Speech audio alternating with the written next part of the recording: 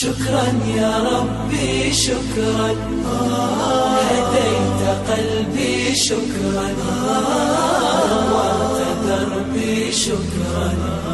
Assalamu alaikum les amis, aujourd'hui nous allons poursuivre notre série sur les 99 noms d'Allah.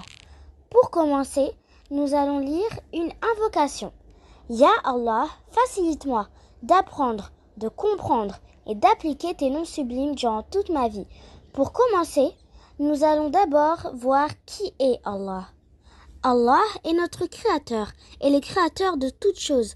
On dit qu'il est Al-Khaliq, il est notre Seigneur, l'unique, on a besoin de lui. Et rien ni personne ne peut lui ressembler.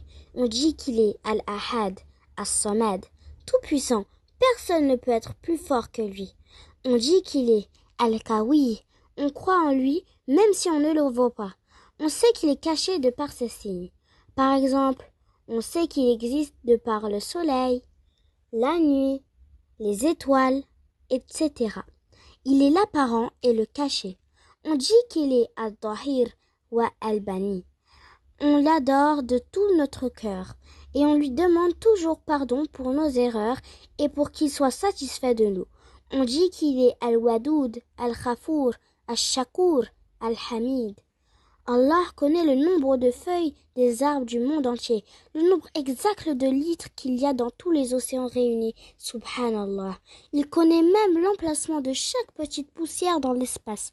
Il entend aussi les pas de la petite fourmi en dessous d'un rocher dans l'obscurité de la nuit. Il connaît parfaitement le tréfonds de nos pensées, même les plus secrètes ou chuchotées. On dit qu'il est As-Sami, Al-Basir, Al-Alim, Al-Kabir. En vérité, Allah a plein d'autres noms, beaucoup plus que 99. Mais celui qui aura le privilège de mettre en pratique le 99 dans sa vie entrera au paradis. Le prophète sallallahu alayhi wa sallam a dit: Dieu a 99 noms, 100 moins 1. Celui qui en fera le ihsa entrera au paradis. Rapporté par Al-Bukhari. Nous arrivons à la fin de cette vidéo. Je t'invite à liker, t'abonner et partager au maximum.